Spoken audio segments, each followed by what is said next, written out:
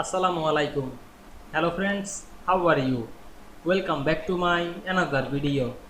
In this video, I am going to show you how to merge cells in Excel without using merge and center option. Let's get started. At first, you have to open your Excel workbook. We can see here many data. Now I am write anything to this cell. Now I am write some text.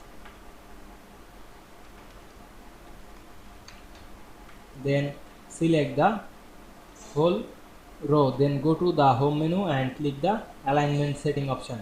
Then we go to the alignment option and choose the text alignment horizontal drop down menu and choose center across selection, then click OK. Now we can see we merge the cell in Excel without using the merge and center easily. I hope you enjoyed my video. Please like, comment, share and subscribe my channel. Thanks for watching.